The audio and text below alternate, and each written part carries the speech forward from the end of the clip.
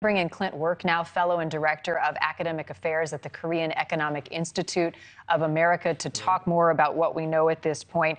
There's a lot we don't know, but I want to start with this demarcation zone, right? This very important line between North and South Korea.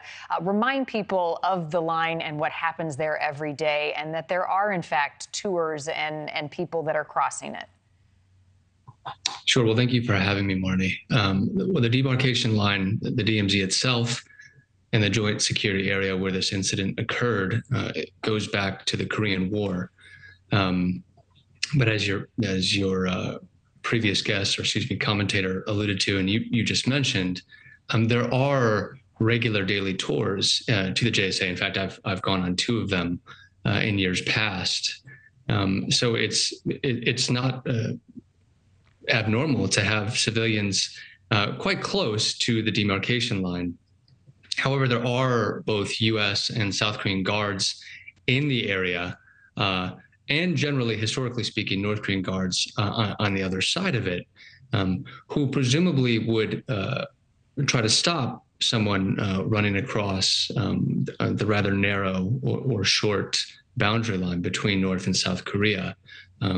I'm not sure how that didn't happen this time, but clearly the person, this man, was able to get across. And U.S. officials confirming it is a U.S. soldier that is involved here. Beyond that, we don't have any other details. But how does that change the situation and the United States' approach to it, given he may receive prisoner of war status now with the tensions between these 2 countries? Yeah, so that's a very good point.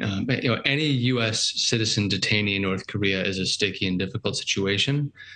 But given how bad relations currently are between the 2 Koreas and between U.S. and North Korea, there's extra tension here. And the fact that he is, as has been reported, a U.S. soldier, and given the armistice status of relations, which is to say, it's the cessation of hostilities, but they're still technically at war, it adds additional layers, additional challenges to negotiating his release and what the North Koreans, how they may designate him and how they may treat him, and how difficult it will be potentially to enter negotiations and even get him back into U.S. hands. And just to remind people, President Biden welcomed the president of South Korea within the last month to the White House to mark 70 years of a bilateral partnership between the 2 countries, and renewing a commitment from the U.S.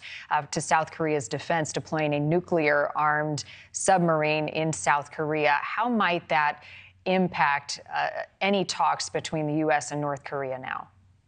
Yeah, so I mean, the short answer is that there are no talks between the U.S. and North Korea, and nor have there been for quite some time. And one driver of that is North Korea's continued advancement of its nuclear missile programs, seemingly unabated.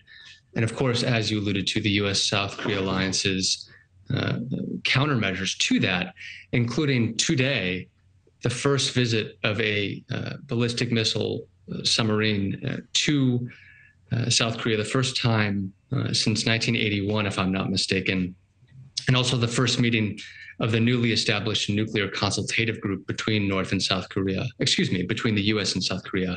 And North Korea, for its part, tested an ICBM last week. It flew longer than any previous ICBM test, and they have been quite bellicose in their rhetoric regarding U.S. countermeasures, both military exercises and strategic asset visits, U.S. strategic asset visits to the peninsula, warning that this will lead the peninsula to another nuclear crisis and to the brink of nuclear war. Now, this is not new rhetoric. We've heard things like this before, but it's in this context that this soldier has run across the DMZ. So maybe it will be a window to some sort of talks and tension reduction, but it's just too soon to tell. Yeah, and wondering who has the most leverage here. Clint Work, thank you for your perspective. I appreciate your time this morning. Thank you for having me, Marni. Thank you for watching. Go to NewsNationNow.com to find NewsNation on your television provider. And don't forget to click the red subscribe button below to get more of NewsNation's fact-driven, unbiased coverage.